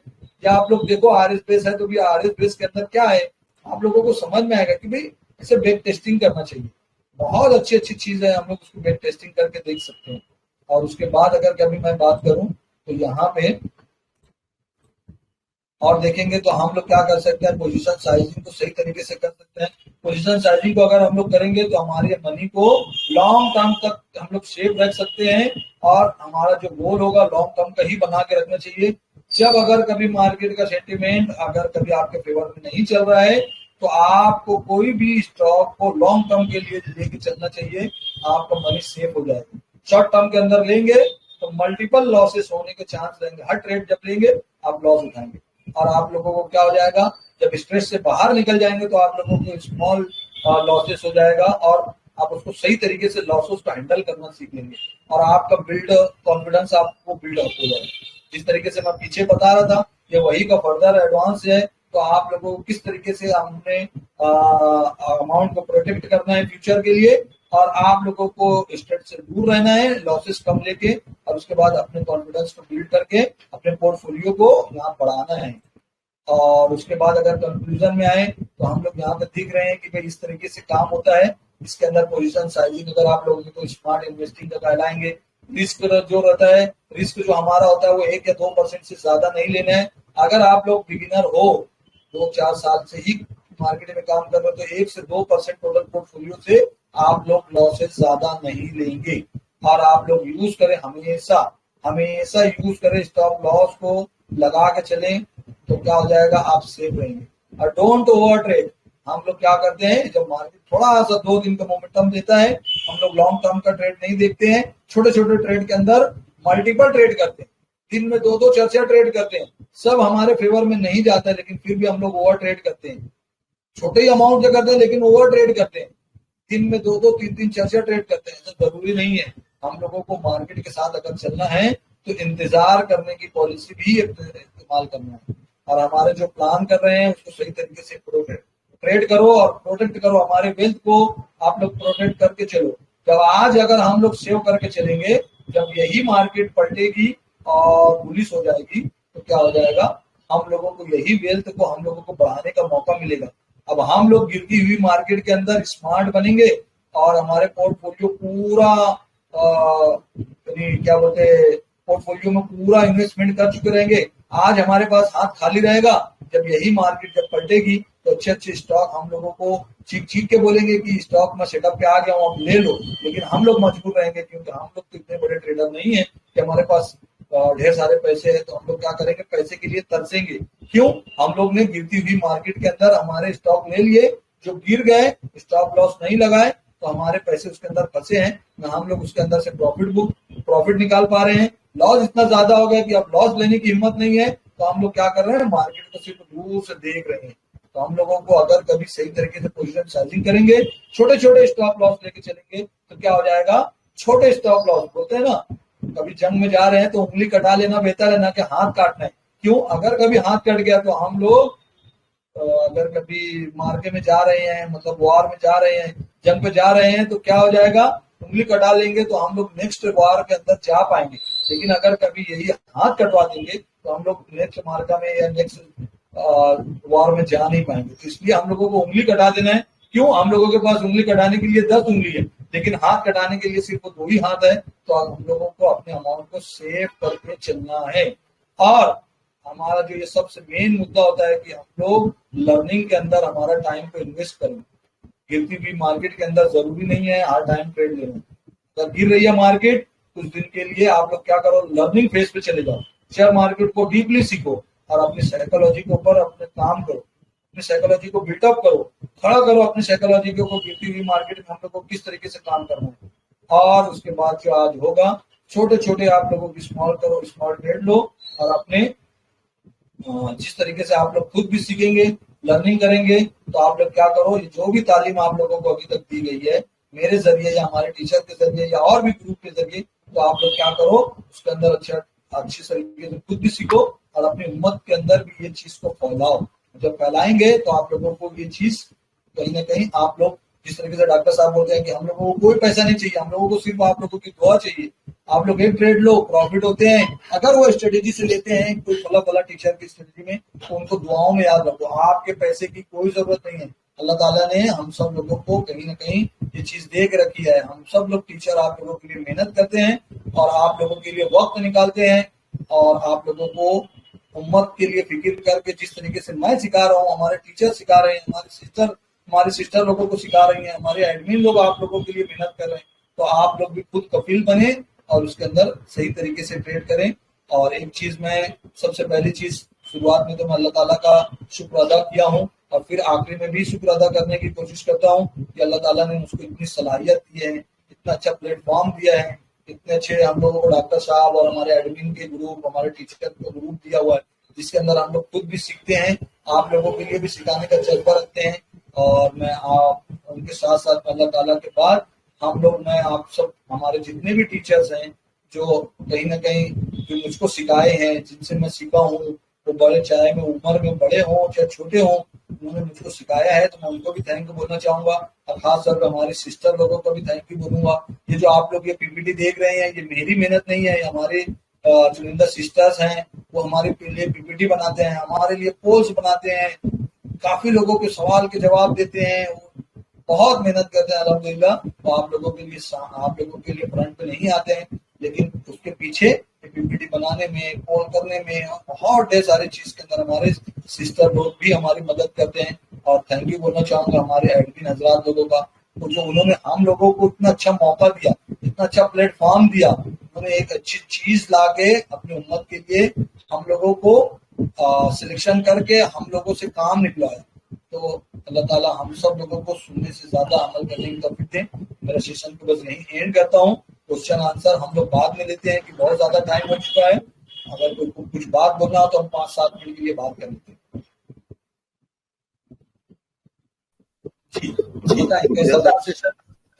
बहुत अच्छा रहा है माशाल्लाह, बहुत फायदा हुआ है। इम्तियाज भाई, इसमें मालूम करना है कि स्टॉप लॉस में जीटीएस वाला जो होता है वो सही रहता है या वो बेसिक स्टॉप लॉस ही लगाना है? देखिए, कोई भी आप स्टॉक उठाइए, जैसे कि मैं अभी एग्जांपल के तौर पे यहाँ पे बता रहा था, चलो कोई एक स्टॉक हम फास्ट देख लेते हैं कि भाई किस तरीके से चलना है। अब देखो ये गिरती हुई मार्केट में तो नहीं लेना, मैं एग्जांपल शायद गलत ले लिया, जो गिर रहा है मैं रिलायंस का एग्जांपल ले लिया। कोई ऐसे स्टॉक बताओ जो अभी चल रहे होंगे, बताओ आपकी नजर में अभी जो थोड़ा ठीक ठाक चल रहा है। अपोलो माइक्रो,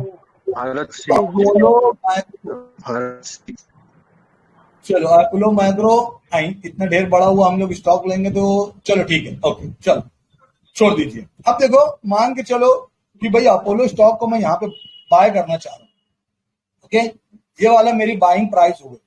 अब ये हायर हाई बना के चल रहा है, लॉन्ग टाइम में देखेंगे तो आप ट्रेंड है, वीकली आप ट्रेंड है, मंथली आप ट्रेंड है, सब कुछ मेरे फेवर में है, बढ़ता हुआ स्टॉक है, ऑल टाइम हाई बनाते आगे तरफ बढ़ रहा है, ओके। अब मैं क्या करता हूँ, चलो भाई मैं मुझको यहाँ पे लेना है। अब अगर स्टॉक यहाँ पे लेता हूँ तो सबसे पहली चीज देखूंगा भाई प्रॉफिट जो देगा अल्लाह ताला हम लोगों को प्रॉफिट देंगे। देखो एक बात है, हम लोग अगर स्टॉक को परचेस कर लिए, आप खुद अपने दिल पे हाथ रख के बोलो, स्टॉक को परचेस करने के बाद आप उसके अंदर आपको कंट्रोल करने का 1% भी या जरा भी उसके अंदर आप लोगों के अंदर कैपेबिलिटी है क्या, या मेरे अंदर कैपेबिलिटी है क्या कि ये अपोलो को अगर मैं 262 रुपये पे खरीद लिया तो आप मुझको बताओ, खरीदने के बाद जैसे ही मैं बाय कर दिया तो उसके बाद मैं इसके अंदर 1% की भी कैपेबिलिटी रखता हूँ कि मैं 1 रुपया 2 रुपये इसके अंदर बढ़ा सकूं? नहीं रखता हूं ना। अब जब नहीं रखता हूं तो हम लोगों को बार बार स्टॉक देख के कोई हासिल नहीं है। एक बात समझ लीजिए मैं क्या बताने की कोशिश कर रहा हूँ, हम लोगों के अंदर इतनी खूबी है ही नहीं है कि हम लोग स्टॉक को भगा सकें। मैं इंडिविजुअल की बात कर रहा हूँ या हम लोग जितने भी यहाँ पे ग्रुप में बैठे हैं उन लोगों की बात कर रहा हूँ। अगर हम लोग सब मिलकर भी अपोलो हॉस्पिटल को, अपोलो माइक्रो सिस्टम को खरीदते हैं तो हम लोग एक ऐसी डंडी नहीं बना सकते जैसे कि हमारे सादाब भाई बोलते हैं। ऐसे डंडी बनाने के लिए, ऐसे मोमेंटम देने के लिए बड़े अमाउंट चाहिए। देखो यही वाले की अगर मैं बात करूं तो देखो यहाँ पे कितना है, क्या दे रहा है, 5 करोड़ 15 लाख की यहाँ पे एक दिन के अंदर बाइंग आई है। ये देखो यहाँ पे दिखाई दे रहा है, वॉल्यूम देखो कितना दिख रहा है, 5 करोड़ 15 लाख रुपए, 5 करोड़ 15 लाख वॉल्यूम दिखाई दे रहा है। बताओ कितने हम लोग जितने ग्रुप में बैठे हैं कि हम लोग इतनी क्वांटिटी इसके अंदर खरीद सकते हैं? नहीं खरीद सकते। तो क्या होना है, हम लोगों को 2 ही चीज करना है, सेटअप देख लिए, स्ट्रेटेजी देख लिए, अब हम लोग बाइंग कर रहे हैं। अब बाइंग कर रहे हैं तो हम लोगों को क्या है, प्रॉफिट जो देना है अल्लाह ताला हमारे नसीब में जो लिखा है वो देगा, लेकिन लॉस हमारे हाथ में छोड़ दिए। अल्लाह ताला ने हम लोगों को लॉस हमारे हाथ में छोड़ दिया। क्यों हाथ में मैं बोल रहा हूँ छोड़ दिया हूँ? क्यों, अगर मेरे 2 दिन के बाद अगर कभी ये पोर्टफोलियो में आ जाता है तो मैं तो स्टॉप लॉस लगा के इसके अंदर से निकलने का मेरे हाथ में छोड़ दिए ना। अब मैं ट्रायल करता हूं और ऊपर की तरफ जाता है तो ये कब तक नहीं बेचना है ये मेरे हाथ में है। लेकिन अगर कभी ये बाय चांस स्टॉक गिर जाता है सेटअप से तो स्टॉप लॉस लगाने का मेरा है, मेरा जरिया है। तो मैं क्या कर रहा हूँ, स्टॉप लॉस यहाँ लगा के चलूँ। आप लोगों को बताने की कोशिश कर रहा हूँ भाई यहां से लेके यहां तक स्टॉप लॉस लगा के चलूँ। तो ये कितना है, ये ज्यादा परसेंट हो गया, 7% हो गया। तो मैं क्या कर रहा हूँ भाई, मेरा स्टॉप लॉस ये हो गया, समझ गए, और मेरी बाइंग प्राइस ये हो गई। मैं खाली एक सैंपल बता रहा हूं, देखो आपकी अलग अलग स्ट्रेटेजी हो सकती है। मैं स्ट्रेटेजी के ऊपर बात नहीं कर रहा हूं, सिर्फ आप लोगों को एक बाइंग और स्टॉप लॉस की बात कर रहा हूं। अब अगर कभी मैं देखूं तो यहाँ पे स्टॉप लॉस कितने का हो गया, 7% का स्टॉप लॉस हो गया, ठीक है। अब अगर आपको लगता है कि भाई मुझको परसेंटेज वाइज जाना है तो क्या करेंगे भाई, आप लोग देखो कि भाई आप क्या करो, 262 रुपये पे सिर्फ 7% का स्टॉप लॉस, 262 रुपये पे अगर 7% का स्टॉप लॉस दूंगा तो कितना,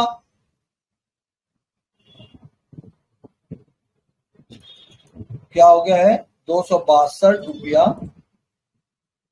इसको मैं कर दूंगा 7%।